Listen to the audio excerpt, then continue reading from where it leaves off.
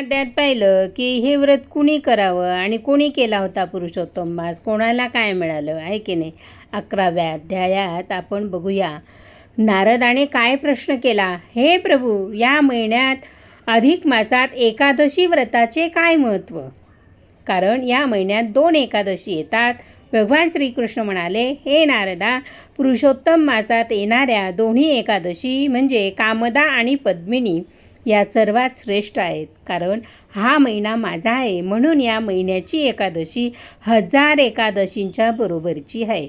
राजा मांधाताची कथा. पूर्वी मांधाता नावाचा एक राजा होता.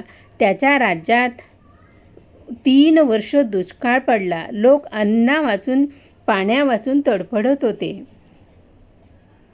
तेव्हा अंगिरस ऋषींनी त्याला सांगितले, राजा, पुरुषोत्तम मासातील एकादशी कर, तुझं संकट दूर होईल. राजाने श्रद्धेने पद्मिनी एकादशी केली. त्याच रात्री राज्यात मुसळधार पाऊस पडला. दुष्काळ संपला. राज्य धनधान्याने भरले. माऊली, एकादशी व्रताचे फळ, या एकादशीला उपवास करून रात्रभर जागरण करून नामस्मरण केले तर 100 यज्ञांचे पुण्य मिळते आणि मोक्ष सोपा होतो.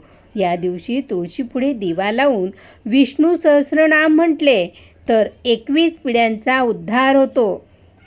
काय? विष्णू सहस्रनाम म्हटले तर 21 पिढ्यांचा उद्धार होतो. प्रमिला छंदमध्ये विष्णू सहस्रनाम मराठी आणि संस्कृत 2 वेगवेगळे व्हिडिओ दिलेले, ते तुम्ही ऐका.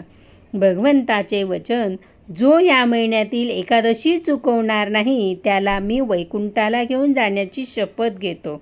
आणि जो हा 11वा अध्याय ऐकेल त्याला एकादशी केल्याचे पुण्य मिळेल.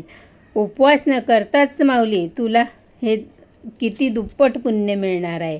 एकादशीला उपवास जमत नसेल तर निर्जली नाही, फळ दूध वर घे, पण भात खाऊ नका. रात्री जागरण थोडा वेळ तरी देवापुढे बसा, पुरुषोत्तम पुरुषोत्तम म्हणा. दुसऱ्या दिवशी दान, एकादशी सुटल्यावर कोणाला तरी जेवू घाला, पारणे फेडा आणि त्याला म्हणा.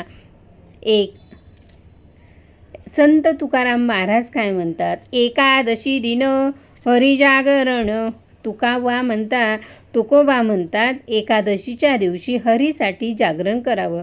तू रोज जागी राहून देवाचं नाव घेतेस माऊली, तुझी रोजच एकादशी असते.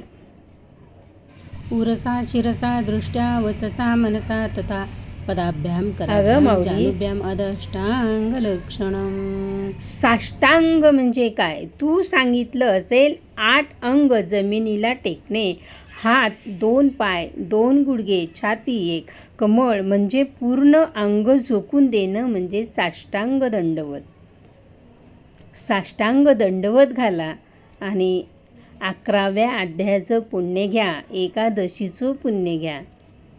साष्टांग दंडवत व्हिडिओ स्पेशल आहे, तो नीट ऐका.